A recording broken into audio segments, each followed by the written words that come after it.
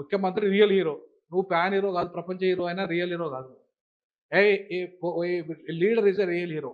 Public కోసం పనిచేస్తున్నవాడు leader. కోట్లాది మంది ప్రజల ఓట్లతో గెలిచినవాడు రియల్ హీరో. ఆయన కాదు. ఏముంది పైసలు పెడితే సినిమా చూసినాం మేము.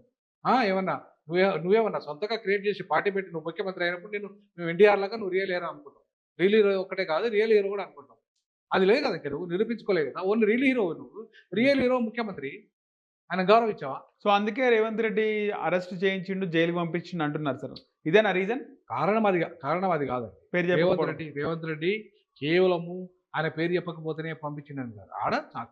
మనిషి చనిపోయిండు. అసెంబ్లీలోనే చెప్పిండు.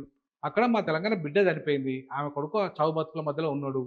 నువ్వు కనీసము నాకు తెలవదని ఎట్లా తప్పించుకుంటావు? పోలీసులు చనిపోయిందని చెప్పినాక కూడా నువ్వు ఎట్లా తప్పించుకుంటావు అంటున్నా. అదే కదా ఆ అసెంబ్లీలో ఆయన మాట్లాడింది. అవును సార్. పోలీసోళ్ళు ఇట్లా చెప్పినా కూడా చెప్పలేదని అన్నాడు. ఇది తప్పు కదా!